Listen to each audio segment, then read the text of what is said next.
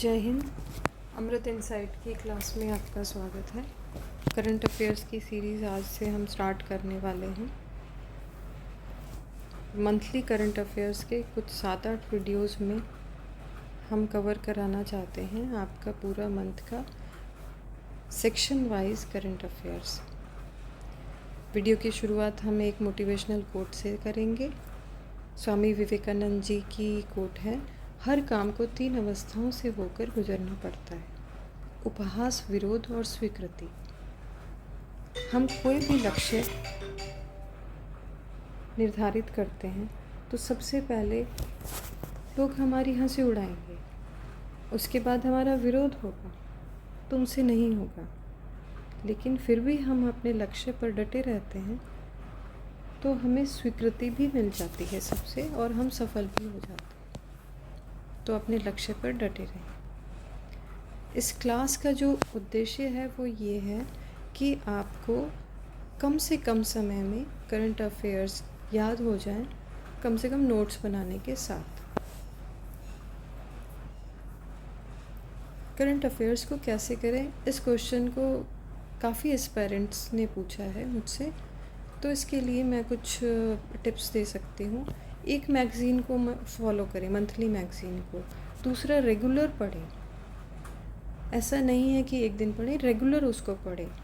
PYQs से ज़रूर सीखें, PYQs आपके पास होने चाहिए।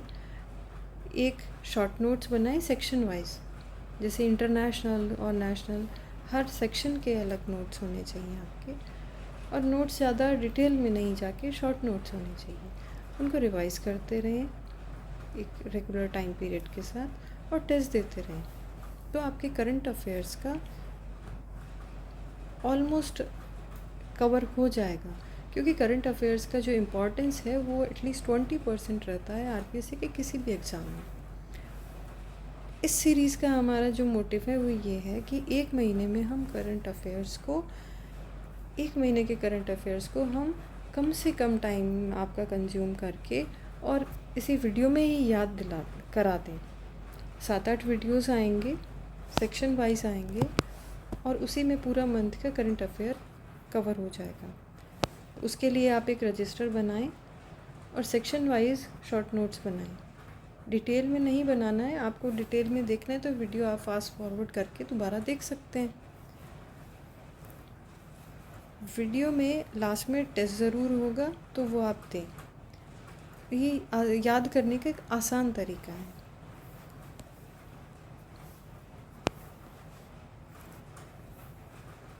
जुलाई के करंट अफेयर्स की बात अगर हम करें तो फर्स्ट फैक्ट है सतत विकास रिपोर्ट, सस्टेनेबल डेवलपमेंट रिपोर्ट, जो जारी करता है संयुक्त राष्ट्र सतत विकास समाधान network, UN sustainable development solution network. संस्करण है 10वां, और इसमें शीर्ष स्थान है फिनलैंड का 87.02 स्कोर के साथ। इम्पॉर्टेंट फैक्ट ये है कि भारत की रैंक आई है 99th, स्कोर है 66.95। फर्स्ट टाइम टॉप 100 में भारत आया है। क्वेश्चन जो पेपर में पूछे जाते हैं वो रैंक से रिलेटेड ही पूछे जाते हैं।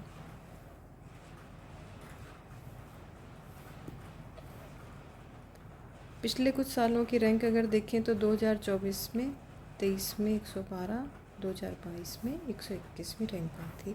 पड़ोसी देशों की स्थिति ये है, ये चीन, भूटान, नेपाल, श्रीलंका हमसे आगे हैं, और पाकिस्तान, बांग्लादेश हमसे पीछे हैं। रिपोर्ट 0 से 100 के पैमाने पर तैयार की जाती है। यूरोपीय देश इसमें अग्रणी हैं। G20 में ब्राज़ील 25th रैंक पर है। OECD में चिली 7th रैंक पर है। OECD के बारे में हम आगे जानकारी लेंगे। सेकंड फैक्ट है वैश्विक ऊर्जा संक्रमण सूचकांक, एनर्जी ट्रांजिशन इंडेक्स ETI 25, जो जारी किया है वर्ल्ड इकोनॉमिक फोरम ने, विश्व आर्थिक मंच। शीर्ष स्थान है स्वीडन का। ये इम्पॉर्टेंट है, आप शॉर्ट नोट्स में ये लिख लीजिए। 118 देशों की ऊर्जा प्रदर्शन और ऊर्जा संक्रमण की तत्परता के आधार पर आकलन किया जाता है। भारत का इसमें स्थान है 71st। स्कोर है 53.3, 63rd रैंक आई थी लास्ट ईयर 2024 में। ये 2 फैक्ट आपके याद करने के लिए ज़रूरी हैं। एक तो भारत की रैंक 71st किसमें, एनर्जी ट्रांजिशन इंडेक्स वैश्विक ऊर्जा संक्रमण सूचकांक 2025, भारत की कौन सी रैंक है, 71st। और फर्स्ट कंट्री इसमें आया है स्वीडन। ये 2 फैक्ट आपको याद रखने ज़रूरी है। वैश्विक शांति सूचकांक ग्लोबल पीस इंडेक्स जारी कौन करता है, institute for economics and peace. शीर्ष स्थान है आइसलैंड का। 163 देशों की शांति स्थिति का मूल्यांकन किया गया है। इसमें 3 क्षेत्रों की शांति को नापता है, सामाजिक सुरक्षा, घरेलू अंतर्राष्ट्रीय संघर्ष और सैन्यीकरण की डिग्री। रशिया की रैंक है 163rd जो कि अंतिम है। यूक्रेन की रैंक है 162nd। भारत के पड़ोसी देश चीन, भूटान, नेपाल, श्रीलंका आगे हैं और पीछे हैं पाकिस्तान, म्यांमार, बांग्लादेश और अफ़गानिस्तान। इम्पॉर्टेंट फैक्ट है, भारत की रैंक है 115, स्कोर है 2.229। क्या पढ़ा हमने, वैश्विक शांति सूचकांक global peace index. Global peace index में भारत की रैंक है 115। फर्स्ट कंट्री आया है आइसलैंड। ये 2 ही फैक्ट आपको याद रखना है, शॉर्ट नोट्स में लिखना है, बाकी सब आपकी जानकारी के लिए है। परमाणु हथियारों पर सिपरी की ईयरबुक जारी हो गई है। Stockholm International Peace Research Institute के द्वारा 9 देशों के पास US, Russia, China, Britain, France, Bharat, Pakistan, North Korea और इसराइल के पास कुल 12,241 परमाणु हथियार हैं। रिपोर्ट में वैश्विक परमाणु हथियारों की स्थिति पर चिंता जताई गई है। भारत के पास परमाणु वॉरहेड्स की संख्या 172 से बढ़कर 180 हो गई है साल 2025 में। इम्पॉर्टेंट फैक्ट है, भारत के पास परमाणु वॉरहेड्स की संख्या 180 हो गई है। नेक्स्ट फैक्ट है, विश्व में तेज़ी से बढ़ी मुस्लिम आबादी। प्यू रिसर्च सेंटर की रिपोर्ट के अनुसार सबसे बड़ा धार्मिक समूह है ईसाई समूह, जिसकी आबादी है 2.3 बिलियन। लेकिन सबसे ज़्यादा तेज़ी से बढ़ रहा है जो समूह, वो है मुस्लिम समुदाय। नेक्स्ट फैक्ट है, पीएम की विदेश यात्रा। साइप्रस, कनाडा, क्रोएशिया की यात्रा पर है PM Narendra Modi. Grand cross of order of Makarios III कौन से देश का सर्वोच्च सम्मान है, साइप्रस का। क्वेश्चन ऐसे ही पूछे जाते हैं, match the following. Grand cross of the order Makarios III कौन से देश से संबंधित है, साइप्रस। साइप्रस से रिलेटेड एक और इम्पॉर्टेंट फैक्ट है, वो है 1 जनवरी 2026 से ईयू की अध्यक्षता संभालेगा, यूरोपियन यूनियन की। ये 2 इम्पॉर्टेंट फैक्ट है जो साइप्रस से रिलेटेड हैं। एक तो ये सर्वोच्च सम्मान, grand cross of the order of the Makarios III।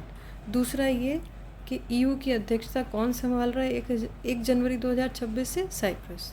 Next fact है, G7 की 51वीं बैठक हुई है, शिखर सम्मेलन हुआ है अल्बर्टा, कनाडा में।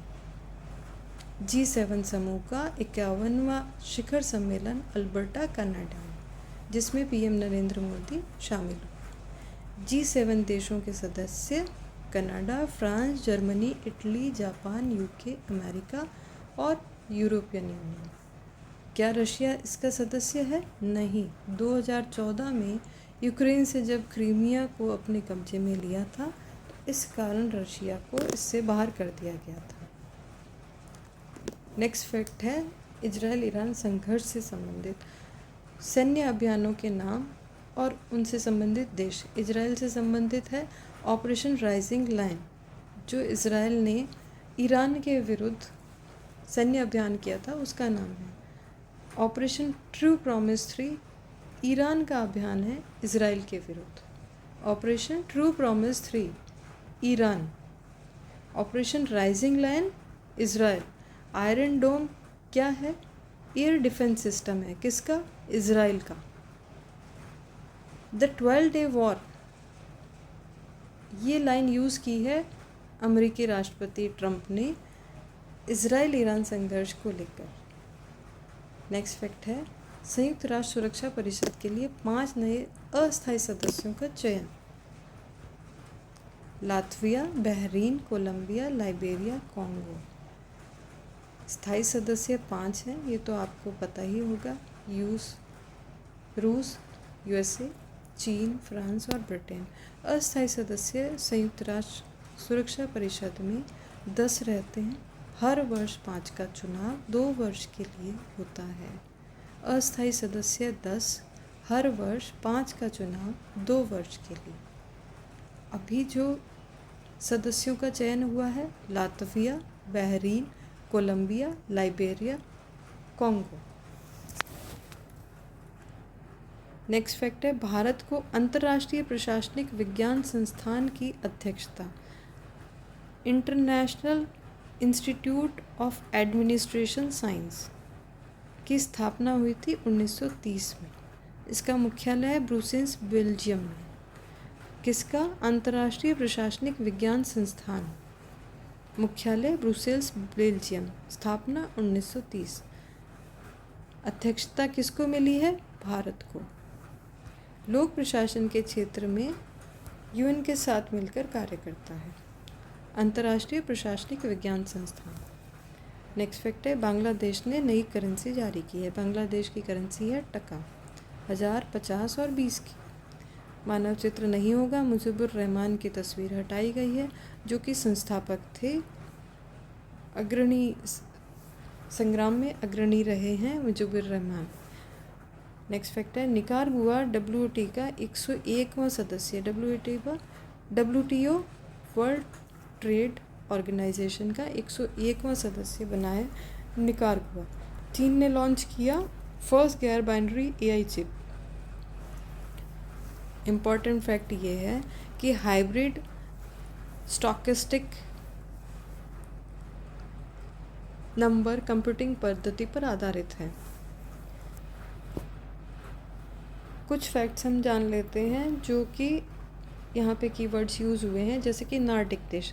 नार्डिक देश क्या होते हैं? नार्डन शब्द से बना है नार्डिक, जिसका अर्थ होता है उत्तर। स्कैंडिनेवियाई लैंग्वेज से बना है ये शब्द। नार्डिक देश हैं उत्तरी यूरोप और उत्तरी अटलांटिक में। इनकी भौगोलिक और सांस्कृतिक स्थिति एक जैसी है। जीवन शैली, इतिहास, धार्मिक संरचना, लेकिन ये एकल इकाई नहीं है। और ये देश मानव विकास, शिक्षा और नागरिक स्वतंत्रता, जीवन गुणवत्ता में शीर्ष पर हैं। OECD, organisation for economics corporation and development. OECD, organisation for economics corporation and development, 1961 में इसकी स्थापना हुई थी। इसके 38 मेंबर्स हैं। प्रारंभ में इसके यूरोप और नॉर्थ अमेरिका मेंबर था। इसका लक्ष्य है आर्थिक प्रगति और विश्व व्यापार को बढ़ावा। G20 के बारे में इम्पॉर्टेंट फैक्ट आप जान लीजिए। G20 के बारे में काफ़ी बार क्वेश्चन पूछा जाता है। इसमें 19 देश और यूरोपियन यूनियन है। हाल ही में इसमें अफ्रीकन यूनियन भी शामिल हुआ है। इसकी फॉर्मेशन हुई थी 26 सितंबर 1999 को। G20 26 सितंबर 1999। मुख्यालय नहीं है इसका कहीं भी। इसका एजेंडा अध्यक्ष देश निर्धारित करता है। G20 19 देश, EU और AU। फॉर्मेशन 26 सितंबर 1999। मुख्यालय नहीं है, एजेंडा अध्यक्ष देश निर्धारित करता है। FFD4, fourth international conference on financing for development. इसका आयोजन 30 जून से 3 जुलाई 2025 को हो रहा है स्पेन के सेविले में। That is important. क्वेश्चन इसी तरीके से पूछे जाते हैं। FFD4 का आयोजन कहाँ हो रहा है? 30 जून से 3 जुलाई 2025 को स्पेन के सेविले में।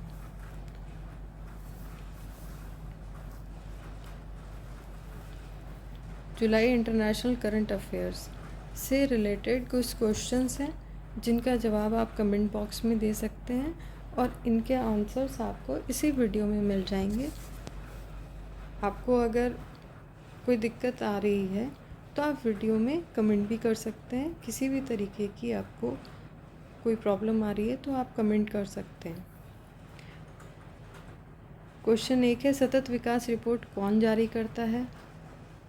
नेक्स्ट क्वेश्चन, सतत विकास रिपोर्ट 2025 में शीर्ष स्थान किस देश का है? सतत विकास रिपोर्ट में भारत का स्थान और स्कोर। वैश्विक ऊर्जा संक्रमण सूचकांक कौन जारी करता है? वैश्विक ऊर्जा संक्रमण सूचकांक में शीर्ष स्थान किस देश का है? वैश्विक ऊर्जा संक्रमण सूचकांक में भारत का स्थान। वैश्विक शांति सूचकांक कौन जारी करता है? वैश्विक शांति सूचकांक में शीर्ष स्थान किस देश का है? वैश्विक शांति सूचकांक में भारत का स्थान और स्कोर क्या है? सिपरे ईयरबुक 25 में भारत के पास परमाणु वॉरहेड्स की संख्या क्या हो गई है? नेक्स्ट क्वेश्चन है, grand cross of the order of the Makarios third किस देश का सर्वोच्च सम्मान है? 1 जनवरी 2026 से यूरोपियन यूनियन की अध्यक्षता कौन सा देश संभालेगा? G7 शिखर सम्मेलन 51 संस्करण का आयोजन कौन से शहर में हुआ है? रूस G7 ग्रुप का सदस्य है या नहीं? सैन्य अभियान संबंधित है operation rising lion, operation true promise. The 12 day war किसका वाक्य है? किन देशों के संघर्ष से संबंधित है? हाल ही में भारत को किस संस्थान की अध्यक्षता प्राप्त हुई है? अंतर्राष्ट्रीय प्रशासनिक विज्ञान संस्थान का मुख्यालय स्थित है? बांग्लादेश की करेंसी WTO का 101वां सदस्य कौन सा देश बना है? चीन की फर्स्ट गैर binary AI chip computing chip पद्धति किस पद्धति पर आधारित है? FFD4 का आयोजन कहाँ हो रहा है? अफ्रीकन यूनियन G20 ग्रुप में किस सम्मेलन में शामिल हुआ? इन क्वेश्चंस के उत्तर आपको इसी वीडियो में मिल जाएंगे। आप वीडियो दोबारा देख सकते हैं और समय बचाने के लिए इसको स्पीड अप कर सकते हैं। राह बड़ी सीधी है, मोड़ तो सारे मन के हैं।